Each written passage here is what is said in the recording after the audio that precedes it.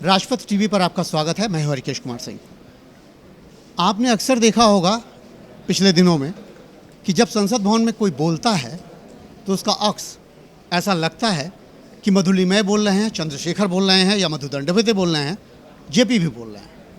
आपको ये महसूस होता होगा कि इतना प्रखर वक्ता वो कौन है। वो शख्स मेरे साथ इस समय खड़े हैं, मनोज झा जी। आपका स्वागत है सर। शुक्रिया राजपथ टीवी के तमाम दर्शकों का। सर, बहुत ज़रूरी है इस समय ये बात बताना कि जिस वक्त ये बात चल रही थी कि कोरोना में एक एक घर से लोग मरे हैं और ये बात आपने जब पटल पे रखी, उस समय क्या रिएक्शन थे पाकिस्तान? देखिए, मुझको लगता है बहुत सारे लोग कहना चाह रहे थे, क्योंकि ये सामूहिक पीड़ा थी, जो मैंने कहा भी, और मैंने ये भी कहा कि आंकड़े को आप अपनी व्यक्तिगत पीड़ा में ढूंढिए। मैं आपको कहूँ कि भाजपा के मंत्री और सांसद वो पब्लिकली जो भी बोले हैं, उनमें से अधिकांश लोगों ने आकर के ये कहा मुझसे कि हम भी काश यही कह पाते।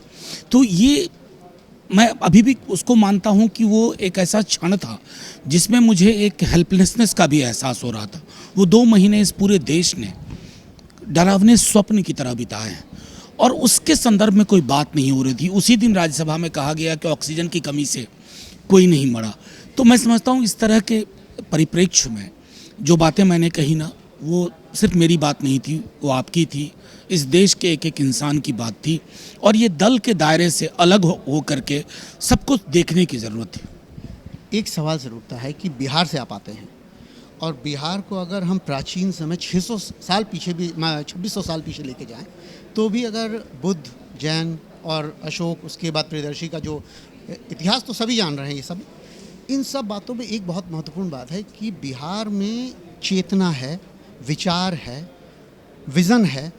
क्योंकि अगर मैं लास्ट की बात करूं तो सासाराम से शेरशाह सूरी आते हैं और वो क्या खींचते हैं कि कांधार से लेकर के कलकत्ता तक आपको सड़क देते हैं, यानी पूरी दृष्टि है। ये दृष्टि आप में भी दिखती है। 15 साल लालू का शासन और 15 साल से नीतीश कुमार। समस्या कहाँ है सर कि विकास ही नहीं हो पाता है? 2 चीज़ है। एक तो मैं कहूँगा कि बिहार, मतलब मुझे इस बात को कहने में कोई गुरेज नहीं है कि बिहार उपेक्षा का शिकार रहा है, और ये उपेक्षा सन 47 से है। बौद्धिक उपजाऊ तो सर बहुत है, बौद्धिक उपजाऊ है, लेकिन वही मैं आपको एक छोटा सा एनेक्डोटल एग्जाम्पल देता हूँ। गौतम बुद्ध ने अपने शिष्य आनंद से पूछा कि वजियन के बारे में सुना, वजियन डायनेस्टी? तो आनंद ने कहा हाँ। क्या सुना है तुमने? तो आनंद ने कहा कि जब तक वजियन अपनी असेंबलीज़ में, अपनी सभाओं में खुल करके बेखौफ बात कर पाएंगे हर एक मुद्दे पे, तब तक इनका कभी डिक्लाइन नहीं होगा, पतन नहीं होगा।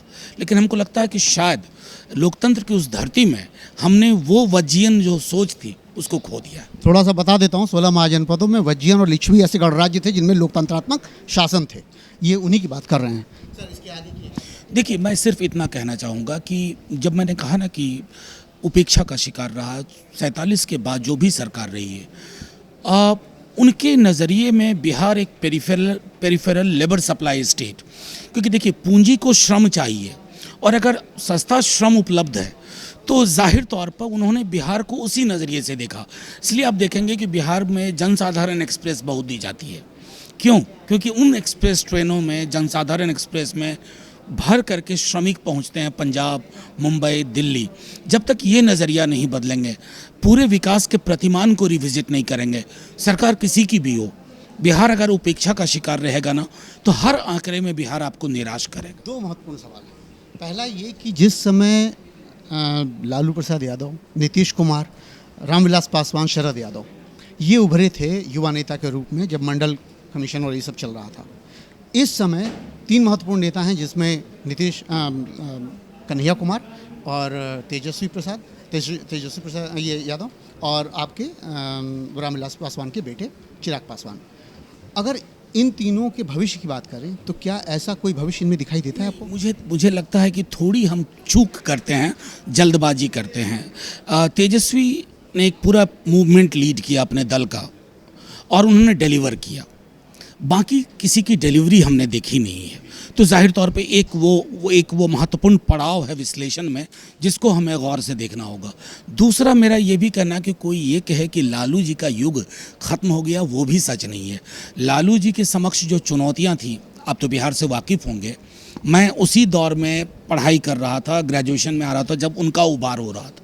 मैंने ऐसी चीज़ें देखी हैं समाज में बदलाव कि जैसे कोई एक छोटा बिहारी मजदूर, उसके अंदर एक सबलीकरण हुआ, और ये जो एम्पावरमेंट है, जो सबलीकरण है, वो इतना बड़ा कंट्रीब्यूशन उनका था। मैं आपको इलाके के इलाके बता सकता हूँ जहाँ लोगों ने पहली बार उनके दौर में वोट किया।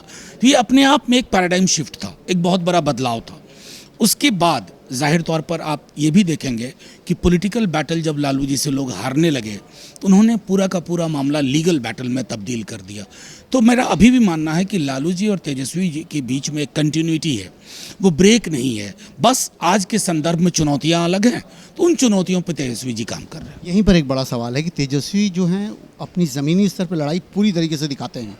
कन्हैया कुमार भागलपुर क्षमा करें बेगूसराय में अपना चुनाव हार जाते हैं, लेकिन फिर भी कहीं कुछ ऐसा डर है क्या तेजस्वी के भीतर? ये मैं समझता हूँ कि ये पता नहीं, दिल्ली के ड्राइंग रूम्स को एक चौपी सा गॉसिप चाहिए, चुलबुला सा गॉसिप। मैं उसको उसी श्रेणी में रखता हूँ जो हमारे दौर में कहानियाँ आती थी, मनोहर कहानियाँ, फिल्मी कलियाँ, उसमें एक कॉलम आता था बातचीत, ये सुना है, ये मैं उसी श्रेणी में रखता हूँ। इसका ज़मीनी आधार से कोई लेना देना नहीं। चिराग पासवान का भविष्य क्या है कुछ? देखिए, मैं इतना ज़रूर जानता हूँ कि जो दो फैक्शन बटे हैं, अभी मैं जब बिहार ट्रैवल कर रहा था तो सिंबल उनका हो ना हो, मंत्रालय कोई ले लें, लेकिन जो रामविलास जी का सपोर्ट बेस है 6.5-7%, वो चिराग को ही अपना विकल्प मानते हैं। आखिरी सवाल, कोयले की जो इस समय तमाम समस्या चल रही है, भाजपा कहती है कि ये तो पहले भी होता रहा है और एनटीपीसी में ये सब समस्या आती रही है। कोल इंडिया कह रही है कि नहीं, ऐसी कोई समस्या नहीं है, कुछ बारिश की वजह से दिक्कतें आई ट्रांसपोर्टेशन में।